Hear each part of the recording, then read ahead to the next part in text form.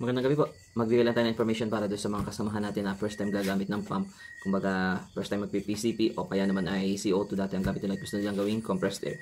So, ito po yung ating pinaka, kumbaga basic. So, pagbukas mo ng kanyang lalagyan, so kung ano mang pump yan, may mga kasama yan ng mga manual, mga paraphernalias na ganyan. No? So, may mga kasama ganito.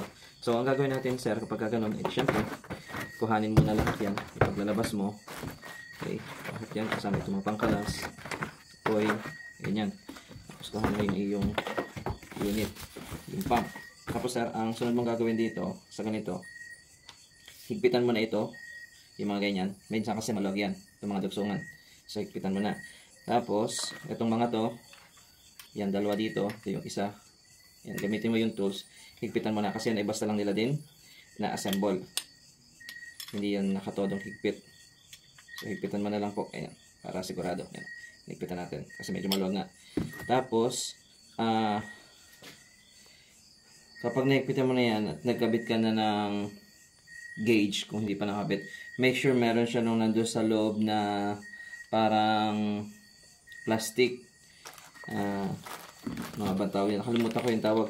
Pero dapat meron siyang ganun plastic. Parang ano siya, washer, plastic washer. Then, ikabit mo na ngayon yung iyong gauge. So, dapat meron ng washer kasi maganda yung pampigil ng hangin. Kesa lagyan mo ng teflon yung gilid ng thread. Mas maganda yung may ganong plastic washer. Depende, meron iba acetal, minsan naman ay hard plastic lang. Tapos, gamitan mo ulit itong pampihit mo para dito, para mailak. So, mostly ang pangkalas ng gauge ay ito pangatlo. Depende sa model. So, ang ginagawa ko, kinakalas ko muna itong goma. Saka ako pinipihit nito. Okay? Sunod mong i-check ay ito, yung mga connection na yan ng hose. Mahigpit yan at dapat meron din yan sa loob nung parang goma na yon. Pagod ka na ng pagpapap. Ang tagal tumaas, yun pala, may leak. So, higpitan mo rin. Medyo malog pa nga. Ang isang to, pwede mo rin itong i-check. Depende kung may ganito yung pump mo. Kung may ganito, i-check mo na rin. So, ito naman, pihit lang din to eh. Dapat meron din to nung parang washer. Ito, kakalasin na to. So, higpitan ko lang sir ito ha. Okay. Magkakaroon niya ng konting marking. Pero ito sir eh. Para lang mapihit natin. Kasi ito dito ko nilagamitan.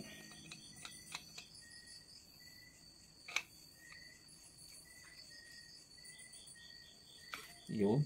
Kunti lang pala. Ayan. So, nagkaroon ng konting tama. Okay lang yan.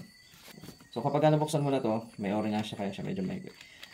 Ito, meron naman siyang kasamang isang filter. So, minsan, okay na to. Pero, pag ako, sinasamahan ko ng dagdag-dagan ito sa loob para mas maganda yung filtration. Ayan. Kasi ito, hand tighten na lang to. Kakabitan ng handle.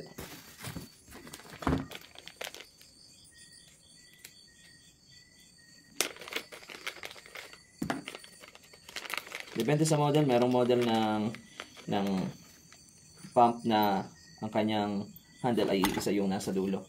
So madali lang. Tapat mo lang dito sa dalawang butas. Tapos kakabit lang yun doon sa ibabaw.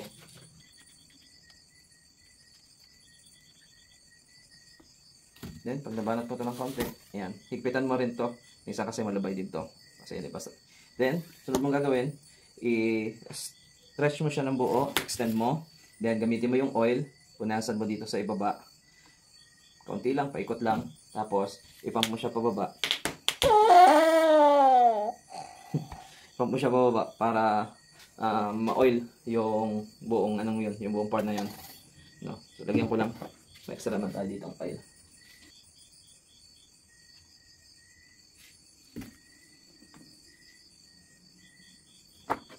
So, lagyan mo lang yung palibot. Kaunti lang.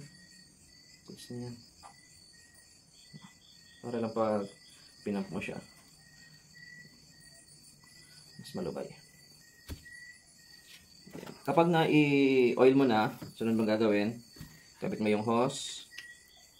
Ang pagkakabit naman ng hose, ano lang to, quick fill to. So, hinihila lang to. Lahin mo lang yan. Pagkahila mo, suklot mo yung hose. So, ganun lang. Hila, suklot si hose. So, ayan. Pag hindi na nahuhugot, okay na. Sunod mong gagawin, doon sa kabilang dulo, Gamitin mo yung piyesa na to. Yung walang butas. Kabit mo dito. Yan. Tapos ipump mo. Dapat pag pinump mo siya, hindi siya bababa sa loob ng 10 seconds. Let's say, nilagyan mo siya ng hangin na 3,000. 10 seconds to 15 seconds, hindi dapat bumababa yung pressure. Kapag bumaba, ibig sabihin may leak. So, ano kailangan mong gawin? Pagka may leak, tubog mo muna ito sa tubig. Tapos, sunod mong gawin, itubog mo ito sa tubig. Kung saan may leak, doon mo hihigpitan. Ganun lang. Tapos, okay na. Yan. So, kapag gano'n, pwede na natin itong itest. May oil na. Then, kapag tapos ka na mag-pump, halimbawa, nakargahan mo na ng 3,000, yung isang common mistake. Huwag mong huhugutin dito. Kasi pag hinugot mo yan, biglang lalabas yung hangin na nandito sa hose at saka nandito sa pump. Medyo nakakagulat din yun o mahampas or mapaltik ka nitong hose. So, ang gagawin mo, yung bleeder. Papaluwagin mo dyan. Ay, sakulan natin mamaya ng bleeder.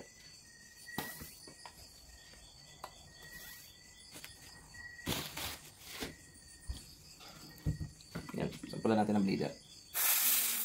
Yun, dito. Okay, so ganun lang. So, ganun lang po mag-set up nito. Madali lang. Okay? So, hindi laging nakatapat sa'yo yung gauge na nakatayo na ganyan. Depende yan sa pagkaka-thread. So, at least, wala siyang leak. Yan yung pinakamaganda dyan. Huwag mo na piliting itapat sa'yo or nakatayo. Kasi baka malus yung kanyang thread. Ayan.